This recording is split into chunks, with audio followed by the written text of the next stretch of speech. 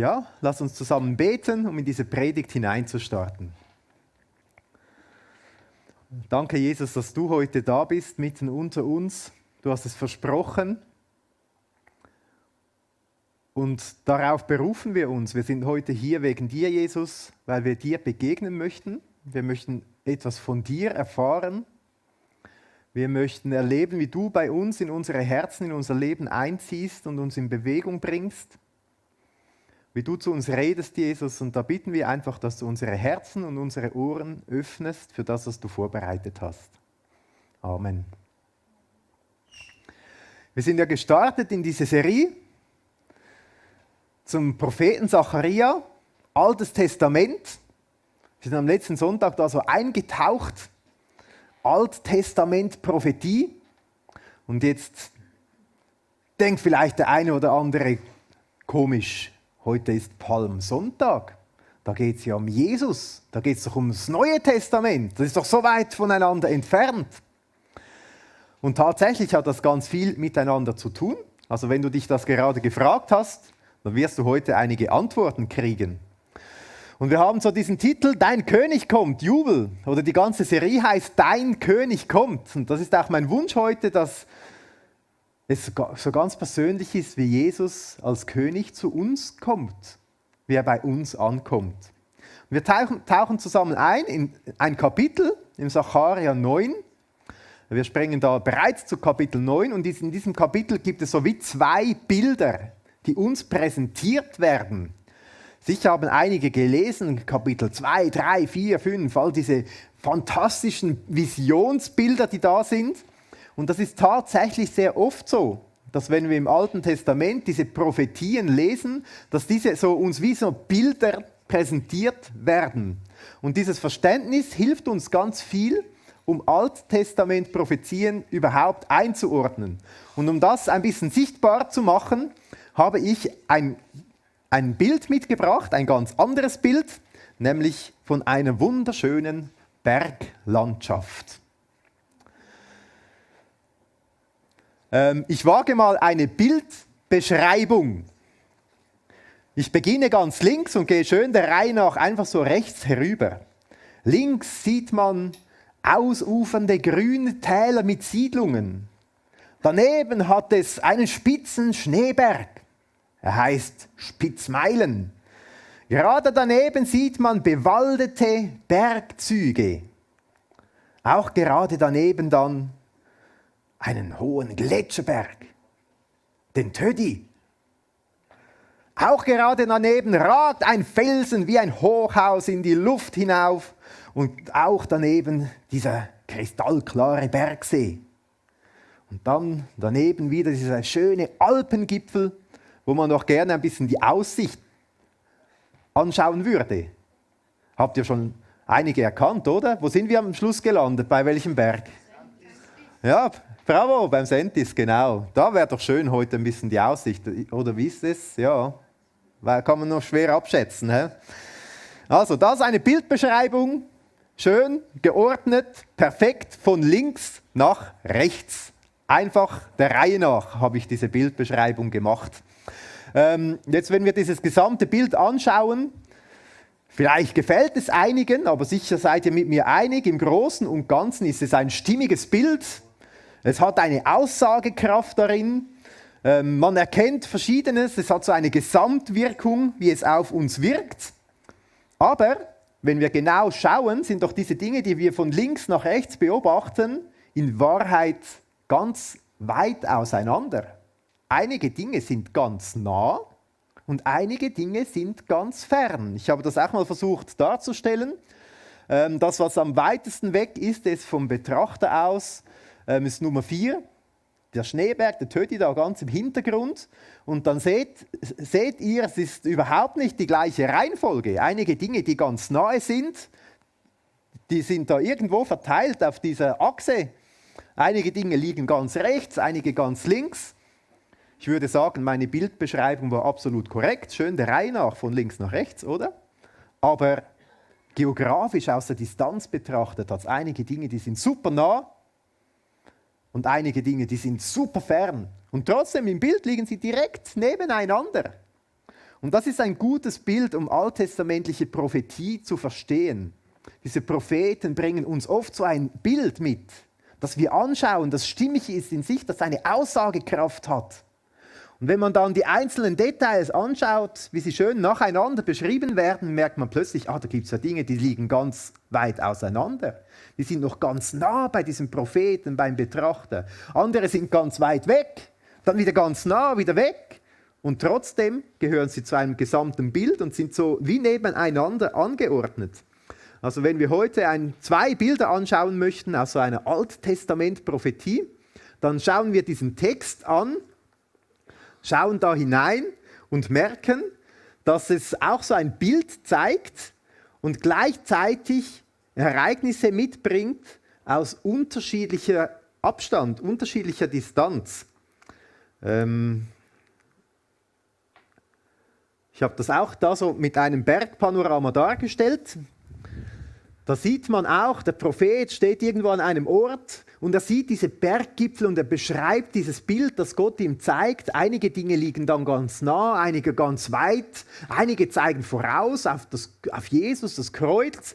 Einige zeigen sogar auf das Ende der Weltgeschichte oder noch darüber hinaus. Wenn wir jetzt uns einordnen in diese Berglandschaft, sind wir irgendwo beim Heute.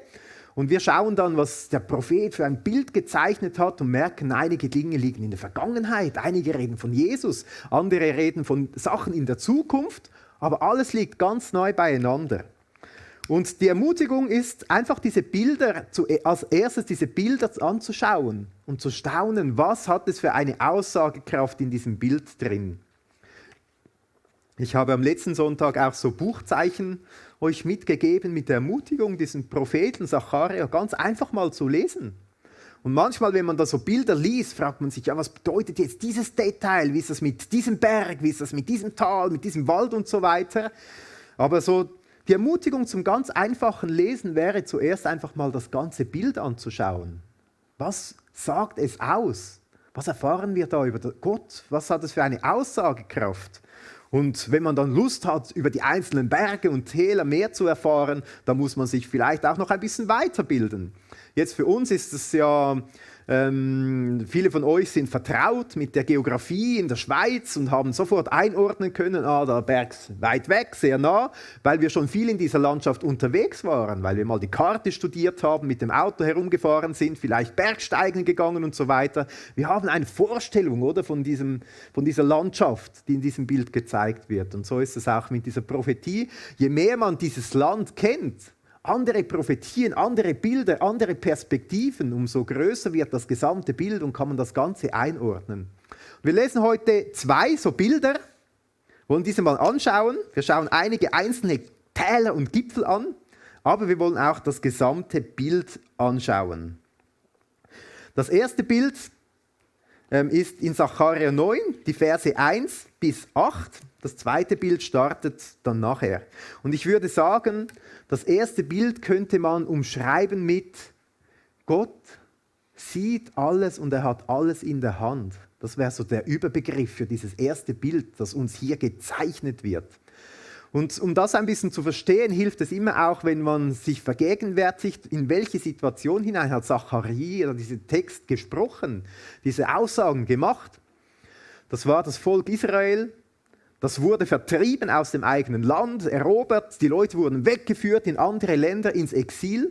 Nach einigen Zeit hat Gott sie zurückgerufen. Und sie sind dann zurückgekehrt, haben dieses Jerusalem vorgefunden, das in Schutt und Asche lag, haben begonnen, den Tempel wieder aufzubauen. Irgendwann kam der ganze Bau ins Stocken und so weiter. Und ein bisschen später sind zwei Propheten, Haggai und Sacharja, aufgetreten und haben gesagt, Leute, wir haben das einfach liegen lassen, aber es kann doch nicht sein. Komm, wir machen weiter. Sie haben die Leute so richtig ermutigt, dran zu bleiben, diese Arbeit wieder aufzunehmen. Und da sind sie dann vorwärts gegangen. Also es ist so eine Zeit vielleicht des Aufbruchs, könnte man sagen, aber auch eine ganz herausfordernde Zeit. Weil tatsächlich gab es rundherum viele Feinde, die das ganze Vorhaben auch verhindern wollten. Es gab Unterdrücker rundherum. Es gab viele Herausforderungen. Und ich kann mir vorstellen, wie einige Leute da mitgegangen mitgeholfen, mitgearbeitet haben mit einem mulmigen Gefühl. Wie kommt das heraus? Haben wir überhaupt eine Überlebenschance? Wahrscheinlich gab es einige Pessimisten, die gesagt haben, nein, das kommt sicher nicht gut heraus. Vielleicht andere haben gesagt, doch, wir hoffen auf Gott, der wird schon das irgendwie zu einem guten Ende führen. Da kamen wieder die Pessimisten, aber schau, all die Völker rundherum, die sind so stark und mächtig, die wollen uns unterdrücken, die sind gegen uns. Das funktioniert nicht. Und in diese Situation hinein ist dieses Bild. Und wir lesen Sacharja 9, Vers 1 und schauen mal, was das mit uns macht. Es beginnt so. Ausspruch, Wort des Herrn. Im Land Hadrach und Damaskus ist sein Ruheplatz. Denn der Herr hat ein Auge auf die Menschen und auf alle Stämme Israels. Und auch in Hamat, das daran grenzt, in Tyrus und Sidon, gewiss, sie sind sehr weise. Also so beginnt diese Bildbeschreibung. Es beginnt mit einem Ausspruch von Gott. Das ist ein ganz spannendes Wort. Also wir beginnen jetzt dieses Bild mal genauer anzuschauen. Die Berge, die Wälder, die Bäume und so weiter. Das althebräische Wort, was hier steht, ist Massa. Und das bedeutet Ausspruch oder Last. Es gibt einige Bibelübersetzungen, die schreiben Last des Herrn. Andere Ausspruch des Herrn. Und es ist gleichzeitig beides. Also wir merken, dass das, was Gott hier sagt durch den Propheten, dass das auch eine Last ist. Weil wir sehen dann, es hat auch mit Gerichtswort zu tun. Und das ist auch immer ein Wort der Last. Vielleicht sogar eine Belastung, könnte man sagen. Das Zweite, was mir hier auffällt, ist, dass Gott sagt, ich habe ein Auge auf die Menschen. Und ich habe auch ein Auge auf Israel. Das heißt, die Menschen haben plötzlich dieses Zuspruch bekommen, hey, Gott sieht euch, wie es euch geht, wie ihr kämpft, wie ihr vielleicht Angst habt vor der Zukunft oder vielleicht auch voller Hoffnung seid. Aber Gott sieht es, wie es euch geht, was euch bewegt. Gott ist ein Gott, der euch sieht. Und das habe ich mir auch gedacht, das ist doch für uns heute auch so ein wunderbarer Zuspruch. Vielleicht haben wir mit ganz anderen Dingen, also wir haben sicher mit ganz anderen Dingen zu kämpfen in unserem Leben, andere Herausforderungen. Aber vielleicht geht es uns genau gleich wie den Leuten damals. Wir haben auch so diese Momente, wo wir eher schwarz sehen und uns fragen, wie kommt das alles heraus, wo wir bedrängt werden von allen Seiten. Und dann sehen wir, Gott ist ein Gott, der sieht, der hinschaut. Der weiß, wie es uns geht. Dann werden hier so verschiedene Städte genannt, Landschaften genannt, Gebiete. Zuerst Hadrach und Damaskus, dort ist der Ruheplatz des Wortes von Gott, des Ausspruchs des Herrn. Das heißt, das Wort Gottes hat auch diese Städte erreicht und dann wird noch Hamat, Tyrus und Sidon genannt. Das sind alles Städte und Gebiete, die im Norden von Israel wohnen. Das sind alles Städte und Gebiete, vor denen sich die Israeliten gefürchtet haben, mächtige Orte auch. Besonders dieses Tyrus war sehr bekannt, das war sehr reich und galt als völlig uneinnehmbar und mächtig. Und das ist spannend, da hineinzuschauen. Offensichtlich wurde von Tyrus und auch diesem Sidon gesagt, irgendwie sind die sehr weise. Worin besteht denn die Weisheit von diesen Städten, von dieser Stadt, auch Tyrus? Wollen wir mal ein bisschen genauer noch hinschauen. Und wir merken sehr schnell, die Weisheit, die sie dachten, die haben sie, lag vor allem darin, dass sie sehr reich und sehr mächtig waren, dass sie als uneinnehmbar galten. Das war so ihre Weisheit. Wenn wir jetzt hier weiterlesen, Tyrus hat sich zwar eine Festung gebaut, hat Silber wie Staub aufgehäuft und Gold wie Straßenkot. Also die hat noch mehr Wohlstand als die Schweizer heute. Oder hat jemand von euch so viel Gold, dass es wie Straßenkot? Wahrscheinlich nicht, oder? Niemand nickt. Schade. Ja, gut. Doch siehe, der Herr wird es erobern und seine Streitmacht auf dem Meer schlagen. Und es selbst wird vom Feuer verzehrt. Jetzt wird hier unser Blick auf diese Stadt Tyrus gelenkt, die diese Festung haben, die reich sind. Und tatsächlich, Vielleicht habt ihr so diese Geschichte vom Volk Israel im Kopf, wie sie erobert wurden von Nebukadnezar. Der gleiche Mann, dieser Nebukadnezar, stand mit seinem Heer 13 Jahre lang vor dieser Stadt Tyrus und wollte sie erobern. Und das muss man sich ein bisschen vorstellen, oder? 13 Jahre ist extrem lang. Also muss man ein Heer schon gut finanzieren können. Und tatsächlich dieses Tyrus, das da an der Küste liegt, das hat gemerkt im Laufe von diesen 13 Jahren, dass es schwierig wird. Aber es gab da noch eine Insel vor der Stadt. Und während diesen 13 Jahren waren die weise und schlau, haben all ihr Gold und ihre Dinge, das ganze Leben aus der Stadt weggenommen und auf diese Insel gebracht. Und tatsächlich nach diesen 13 Jahren, das liest man, wenn man die Geschichtsbücher liest, ist dieser Nebukadnezar gekommen, hat die Mauern überwältigt und hat eine völlig leere Stadt gefunden. Und das war ein riesiges Debakel, der konnte sein Heer nicht mehr bezahlen, ist abgezogen. Und die hatten Freude auf ihrer Insel mit ihrem ganzen Reichtum. Also eine uneinnehmbare Festung.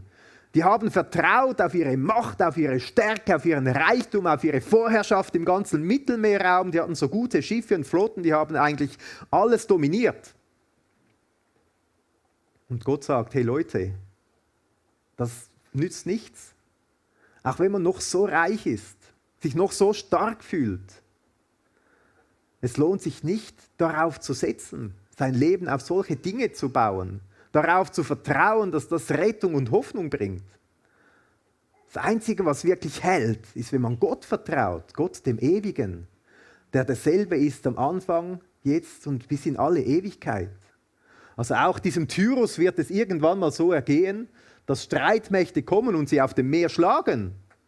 Ich kann mir vorstellen, wie die Leute das gehört haben und gesagt haben, hey Zacharia, spinnst du irgendwie? Ich meine, diese mächtige Stadt, völlig uneinnehmbar. Die konnten sich nicht vorstellen, dass so eine Prophetie überhaupt mal eintreffen könnte. Und wir sind jetzt hier, blicken zurück, können ein paar Geschichtsbücher lesen und sehen, was passiert ist. Nämlich etwa 200 Jahre nach Zacharia ist plötzlich eine riesige Macht gekommen aus dem Westen. Alexander der Große mit den Griechen sind gekommen und haben den ganzen Nahen Osten in kürzester Zeit erobert. Und tatsächlich standen die auch vor Tyrus, haben es 7 Monate lang belagert und diese Zeit genutzt, um all diese Steine von dieser Stadt zu nehmen, einen Damm zu bauen zu dieser Insel, 800 Meter lang, 60 Meter breit, und haben Tyrus erobert. Eigentlich mitten auf dem Meer. Und niemand hat das für möglich gehalten. Und diese Stadt ist gefallen. Und wir schauen heute zurück und denken, schon spannend, wie der Prophet das so voraussagt, dass diese Stadt auf dem Meer eingenommen wird. Und genau so ist es eingetroffen. Damals konnten sie es sich kaum vorstellen. Wir blicken heute zurück und sagen, ja, so ist es gekommen. Hätten sie vielleicht besser hingehört oder wären demütig zu Gott gegangen. Schon spannend. Und jetzt lesen wir weiter, was das ausgelöst hat. Dieses Bild wird weitergezeichnet, Vers 5. Aschkelon wird es sehen und sich fürchten, auch Gaza, und wird sehr erzittern, und Ekron, weil seine Hoffnung zuschanden ist. Und der König wird aus Gaza verschwinden, und Aschkelon wird unbewohnt sein. Und Mischvolk wird in Aschdod wohnen, so werde ich den Hochmut der Philister ausrotten. Also plötzlich wird jetzt unser Fokus in diesem Bild auf eine andere Region gelegt. Gazastreifen ist ja heute sehr in aller Munde, sehr aktuell, oder? Und da werden tatsächlich all diese Städte, die hier genannt werden, sind in diesem Gebiet. Gazastreifen-Region, also eigentlich so im Süden an der Küste bei Israel, andere Feinde, die Israel damals hatte. Und offensichtlich wird hier gesagt, diese werden sich fürchten. Und so war es dann auch. Viele Städte haben sich ergeben und Alexander der Große hat eigentlich alles bis Ägypten erobert. Außer Jerusalem nicht, aber das wäre eine andere Geschichte, eine spannende, weil die haben ihm andere Prophezeiungen gezeigt. Von Daniel sind herausgekommen und haben gezeigt, schau mal hier, was von dir alles schon prophezeit war. Und dem hat das gefallen, dass er Jerusalem nicht erobert hat. Auf jeden Fall wird das hier gezeigt und jetzt schauen wir diese Bilder an und schauen hier rein und sehen, auch das ist gekommen. Und dann lesen wir aber, dass Gott auch ausrotten wird. Da denken wir, boah, das klingt ja recht krass. Schauen wir genau hin, was denn Gott ausrotten will. Dann heißt es, so werde ich den Hochmut der Philister ausrotten. Den Hochmut. An dieser Stelle habe ich gedacht, ja, das ist etwas, Das geht wahrscheinlich nicht nur diese Philister damals an, Hochmut. Wie schnell sind wir doch auch selber hochmütig. Geben uns etwas auf unseren Reichtum, auf unseren Wohlstand, auf all unsere Sicherheiten und Festungen, die wir uns gebaut haben und denken, wir haben es schon geschafft und wir bestehen und wir müssen vor nichts Angst haben und wir haben selber genug Kraft und Macht. Aber vielleicht auch Hochmut ganz im persönlichen Leben, wo wir uns selber über andere Menschen erheben, wo wir denken, wir machen es besser, wir sind besser oder so. Und dann heißt es hier, dass Gott den Hochmut ausrotten möchte. Und es ist auch spannend, wie im Neuen Testament genau dieser Faden aufgenommen wird, wo es an die Gemeinde, an die Christen heißt in 1. Petrus 5,5, alle aber umkleidet euch mit Demut im Umgang miteinander. Denn Gott widersteht den Hochmütigen, den Demütigen aber gibt er Gnade. Und tatsächlich, wenn wir jetzt das lesen, sehen wir, was Gott ausrotten möchte, ist der Hochmut. Der Hochmut, wo Menschen sagen, ich schaff's und kann's allein. Ich brauche auch keinen Gott. Ich mache mich selbst zu Gott. So diesen Hochmut. Das will Gott ausrotten. Und da lesen wir von unbewohnt, aber da lesen wir auch von Mischvolk. Also es wird ein Gebiet sein, wo Menschen weiter wohnen werden. Und über dieses Gebiet wird jetzt noch einiges gesagt. Vers 7. Und ich will sein Blut aus seinem Mund wegschaffen und seine Gräuel zwischen seinen Zähnen, sodass auch er unserem Gott übrig bleiben und sein soll wie ein Geschlecht in Juda und Ekron wie die Jebusiter. Das liest man jetzt so schnell und plötzlich schaut man hin und bekommt richtig ins Staunen. Also Gott selber will diesen Bewohnern von diesem Küstenstreifen etwas aus dem Mund reißen, zwischen den Zähnen wegreißen. Blut und Gräuel.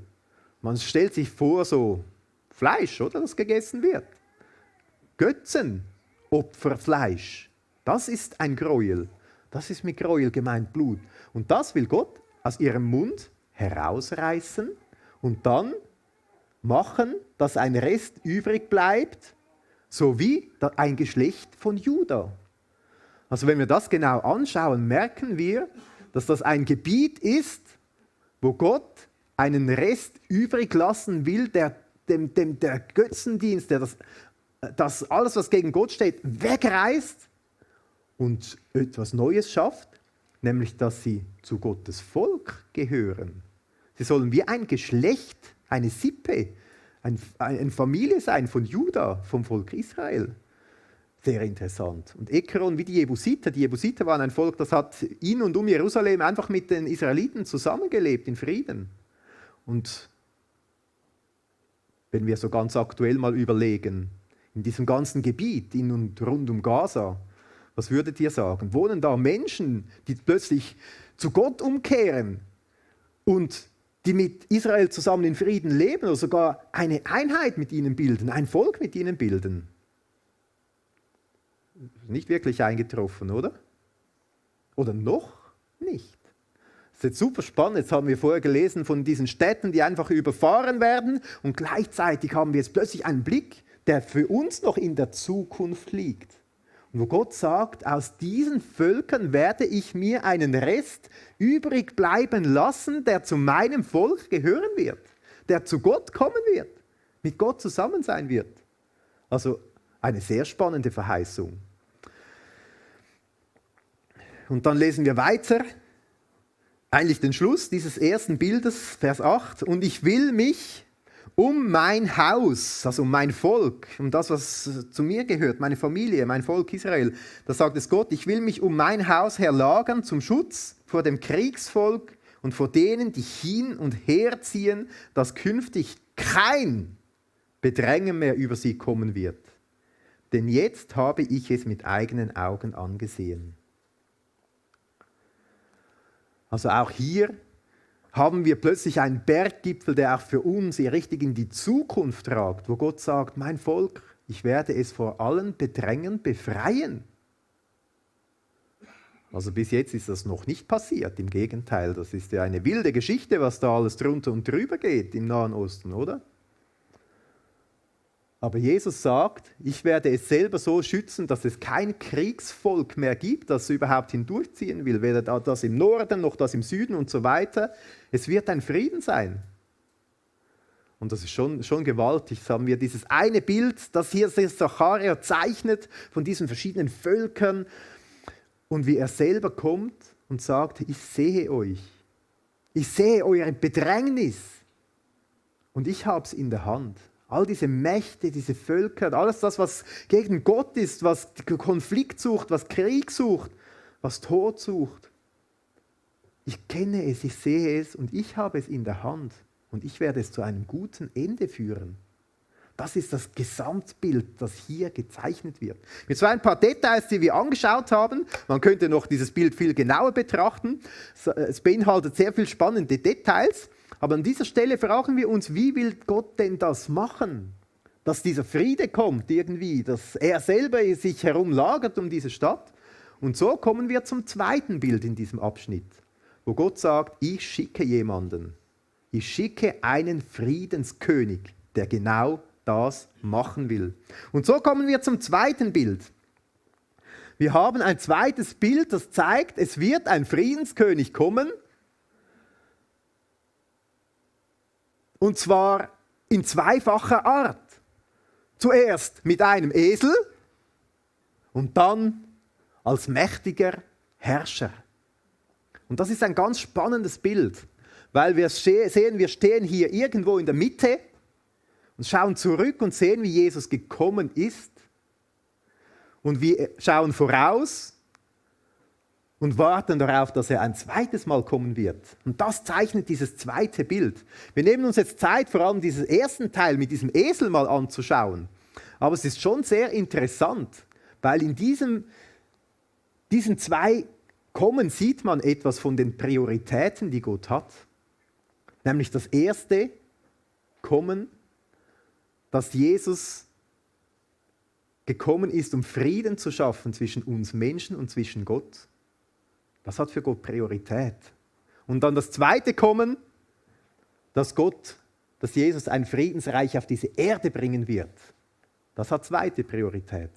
Und das ist schon sehr erstaunlich oder bewegt mich auch, wenn ich mich frage, Gott möchte Frieden schaffen zwischen mir und ihm. Das ist ihm das Wichtigste. Und dazu das Bild von diesem Esel.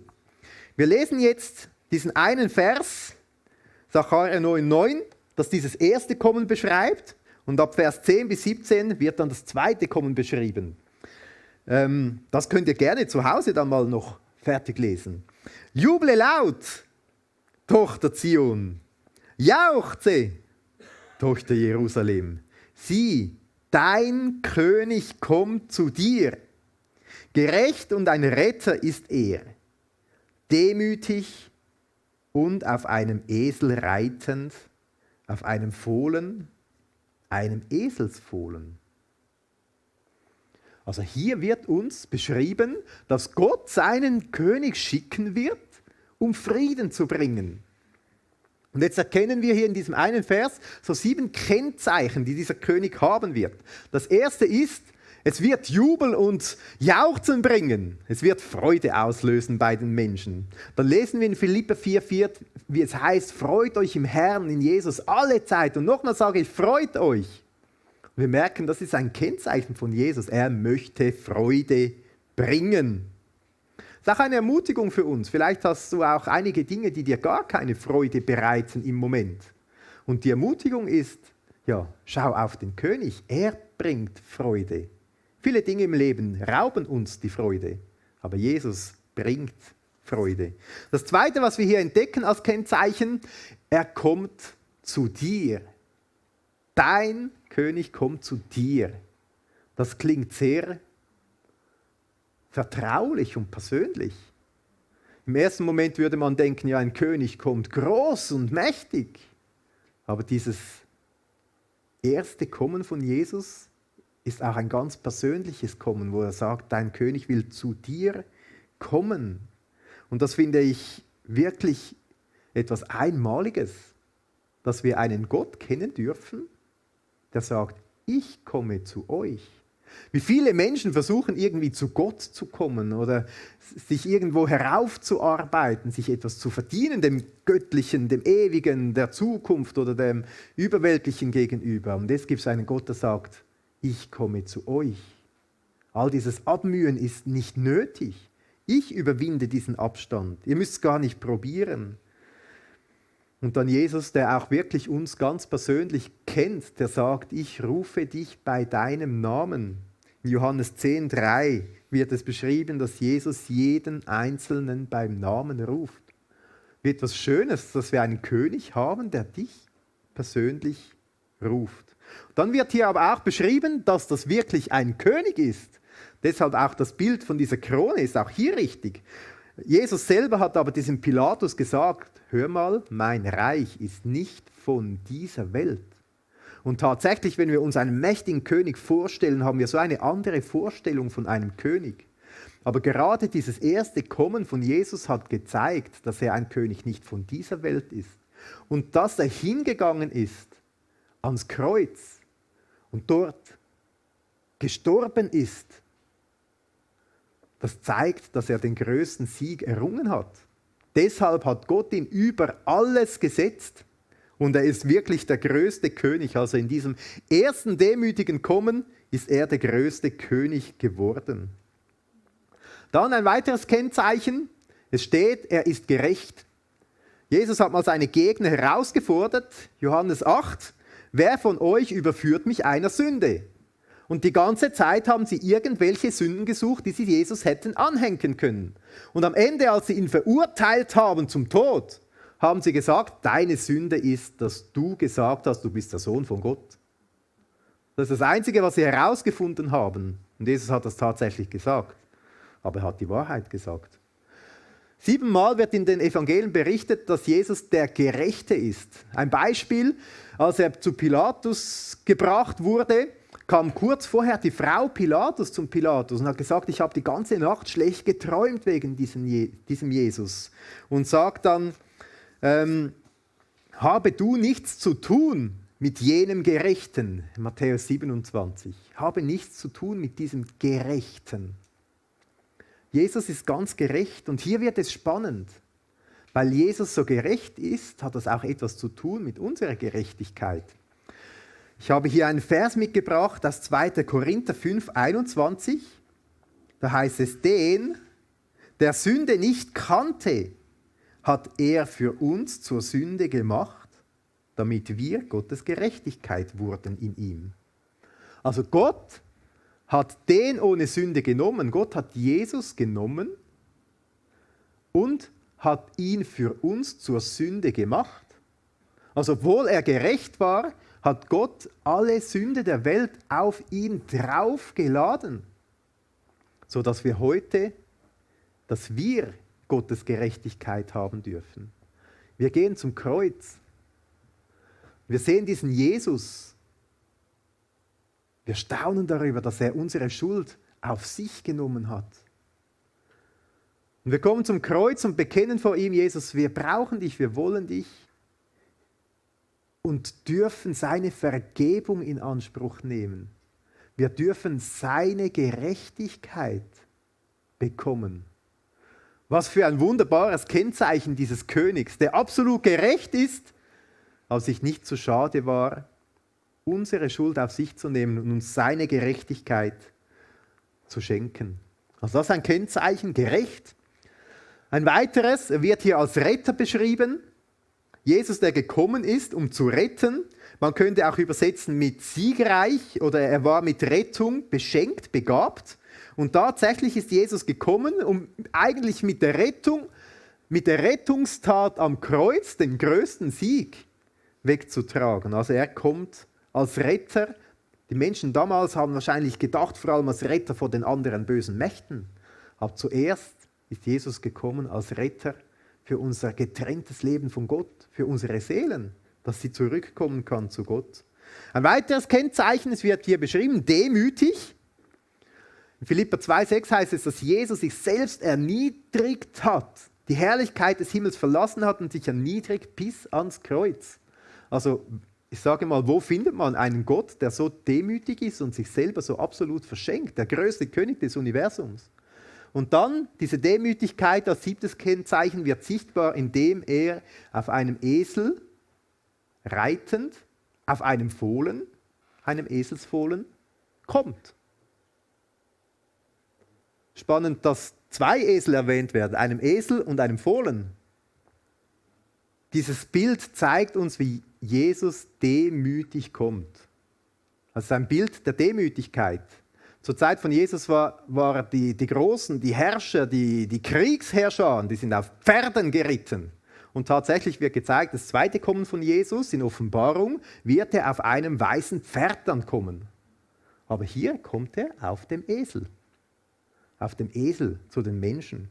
Und es gibt eine spannende Begebenheit, nämlich haben die Juden damals mit diesem Text hatten sie ein Problem. Und wir lesen im Talmud, das ist so eine Sammlung von jüdischen Texten, wie dass sie das Alte Testament auslegen. Da ist jemand gekommen und hat gesagt, wir haben ein Problem. Es gibt nämlich einen Widerspruch. Da heißt es, Jesus kommt auf dem Esel. Und im Daniel 7 heißt es, Jesus kommt auf der Wolke.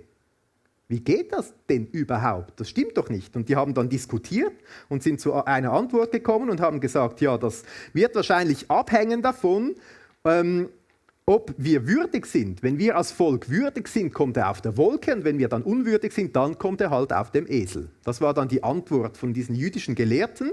Und spannend, auf der einen Seite lagen sie nämlich einfach falsch, weil es von 2 verschiedenen Kommen von Jesus spricht, diese Texte.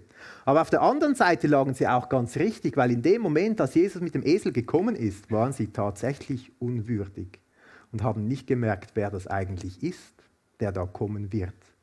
Und beim zweiten Kommen heißt es dann, dass es wirklich so diese Überreste gibt, die Gott gehorsam sind, an ihn glauben. Und wenn wir jetzt diesen Text haben, diese Prophetie auf das erste Kommen, dann möchten wir zum Schluss ins Neue Testament hineinschauen, nämlich in Matthäus 21. Da heißt es, da brachten sie die Eselin und das Fohlen, also hier wird tatsächlich auch von 2 Eseln berichtet, und legten ihre Kleider auf sie, und er setzte sich darauf. Und eine große Volksmenge breitete ihre Kleider aus auf den Weg, andere aber hieben Zweige von den Bäumen und streuten sie auf den Weg. Die Volksmenge aber, die vor ihm hergingen und nachfolgten, riefen und sprachen, Hosanna, das heißt, hilf doch, Hosanna dem Sohn Davids, gepriesen sei der, der kommt im Namen des Herrn, Hosanna in der Höhe. Und wir sehen, es hat sich nicht nur diese Prophezeiung mit den Eseln erfüllt, sondern auch mit diesem Jubel und dieser Freude. Und als er in Jerusalem einzog, kam die ganze Stadt in Bewegung und sprach, wer ist dieser? Die Volksmengen aber sagten, dieser ist Jesus, der Prophet, der von Nazareth in Galiläa kam. So, was mich mir spannend dünkt, die ganze Stadt kam in Bewegung und sie haben sich wohl gefragt, ist jetzt dieser der Messias? Jetzt kommt er auf diesem Esel und alle jubeln. Aber kann das überhaupt der Messias sein? Vielleicht haben sie so gedacht, der kommt ja nicht auf der Wolke, der kommt jetzt ja nicht, wieso geht er in den Tempel und heilt da Menschen und sagt, das soll ein Bethaus sein, wieso geht er nicht in den Regierungspalast und schmeißt die Römer heraus? Haben sie gefragt, was ist jetzt hier los? Haben das irgendwie nicht auf die Reihe gekriegt, und die gleichen Menschen, die da gejubelt haben, waren dieselben, die dann später geschrien haben, kreuziget ihn, kreuziget ihn. Also wenn wir heute diese Bilder betrachten, dann staunen wir, wie sie gezeichnet werden und wie sie sich präzise erfüllen. Und gleichzeitig merken wir auch, dass Gott durch diese Bilder zu uns reden möchte. Und dass es uns vielleicht ähnlich geht wie den Menschen damals. Heute ist Palmsonntag. Jesus ist eingezogen in ihre Stadt. Sie haben gefragt, wer ist dieser Mann? Sie sind ins Staunen gekommen und sie wurden bewegt. Und es gibt auch so Momente, wo wir merken, Jesus kommt. Er begegnet uns. Er möchte einziehen bei uns und uns begegnen. Er will als unser König in unser Leben hineinkommen und uns begegnen und uns in Bewegung bringen. Und wir stehen vielleicht am gleichen Punkt wie die Menschen damals und fragen uns, wer ist dieser Jesus? Was bedeutet er für mich?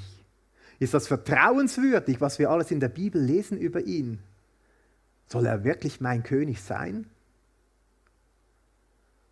Und wir stehen vor der gleichen Frage eigentlich wie damals. Wollen wir unser Herz für ihn öffnen, dass er ganz einziehen kann?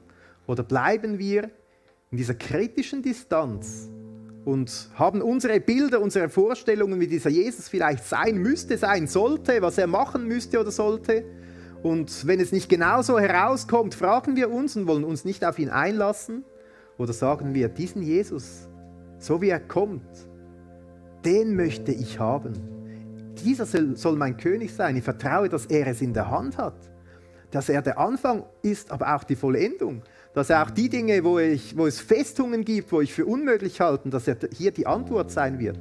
Vielleicht manchmal anders, als wir uns das vorstellen, aber so wie es richtig ist. Und deshalb möchte ich dich auch einladen, diese Frage für dich ganz persönlich zu stellen. Jesus, als Gott, der Mensch wurde, demütig, der kommt, um uns zu dienen, mit sich uns alles zu schenken. Das ist ein gewaltiges Geschenk. Bin ich bereit, mein Herz für diesen Jesus zu öffnen, immer wieder neu zu öffnen und zu sagen, Jesus, du darfst bei mir einziehen. Nicht meine Vorstellung über dich muss stimmen, sondern ich will dir begegnen. Ich will mich von dir berühren lassen. Ich will in Bewegung kommen, mein Herz. Vielleicht bist du hier und sagst, ich bin schon so lange mit Jesus unterwegs und wünsche mir, dass das einfach wieder neu auch einzieht und mich in Bewegung setzt. Bei Gott ist nicht wichtig, all die einzelne Erkenntnis, dass wir da im Detail alles genau wissen, sondern dass wir Jesus kennen, dass wir ihm begegnen, dass wir an ihn glauben und verwandelt werden in sein Bild, dass er bei uns einziehen darf, dass er in unserer Mitte ist. Vielleicht bist du auch hier und sagst, ja, Jesus habe ich bis jetzt immer so irgendwie mir vorgestellt, aber ich merke, dass Jesus auch ganz persönlich bei mir einziehen will, ganz zum ersten Mal in meinem Leben. Und das ist auch das Angebot, das Geschenk, das Jesus machen möchte, das Palmsonntagsgeschenk, dass er sagt, ich will bei dir einziehen. Ich will zu dir kommen, ich will dein König sein. Darf ich das? Und du darfst sagen, ja, Jesus. Du darfst mein König sein. Ich komme zu dir, bringe dir meine Schuld und Sünde und weiß, dass du mich mit deiner Gerechtigkeit überkleidest. Das Geschenk von Palmsonntag. Ich möchte gerne, dass wir in eine Gebetszeit hineingehen, dann auch mit Liedern Gott anbeten und dass du einfach dein Herz Jesus hinstrecken kannst und dich von ihm berühren lassen kannst. Und ja, Jesus, ich staune, dass du immer wieder kommst und uns begegnen möchtest. Dass dein erstes Kommen geprägt war von einer Demut, von einer Hingabe bis ans Kreuz. Weil deine oberste Priorität und dein erstes Ziel ist es, dass wir Menschen wieder Frieden mit Gott haben. Und dieses Geschenk dürfen wir auch jetzt erleben. Du bist als Friedenskönig gekommen und hast dich zuerst um das Wichtigste gekümmert. Und danke, Jesus, dass du nicht nur damals eingezogen bist, sondern dass du auch heute in unser Leben, in unser Herzen immer wieder neu einziehen willst und auch uns in Bewegung bringen willst. Und Jesus, so strecken wir dir unser Herz hin und wollen dich bitten, dass du das tust, was du tun möchtest. Dass du uns immer mehr erkennen lässt, wer du bist. Dass wir dich sehen dürfen in deiner wahren Gestalt und so immer mehr verwandelt werden, dir ähnlicher zu werden. Verwandelt werden auch in dein Bild. So komm Jesus und zieh ein und bewege uns. Amen. Wir haben eben eine Zeit des Gebets. Wir bleiben in dieser betenden Haltung. Wir haben 2 Leute bereit, die auch Ministry Time machen, die bereit sind für dich zu beten. Vielleicht hast du irgendein Anliegen, einen Segenswunsch, für den du beten möchtest. Dann bist du eingeladen, einfach die Ministry Time zu nutzen. Vielleicht bist du auch hier und sagst, ich will Jesus ganz bewusst in mein Herzen einladen, dass er zum ersten Mal so richtig einziehen kann. Die Leute vom Ministry Time werden dir auch sehr gerne da helfen, dich mitnehmen zu einem Gebet hinein, um Jesus einziehen zu lassen. Soll aber auch eine Zeit sein, wo wir mit den Liedern Jesus begegnen können, singen können, vor seinen Thron kommen können, mehr begreifen, wer er ist, dass er so erhöht ist und doch so demütig bei uns. Derselbe, der gestern war und der immer wieder kommt und kommen wird. Und der König ist schon hoch erhöht über das Universum und in Zukunft beim zweiten König auch auf dieser Erde dann ein Friedensreich aufrichten wird. Wie wunderbar, dass wir diesen König Jesus kennen dürfen.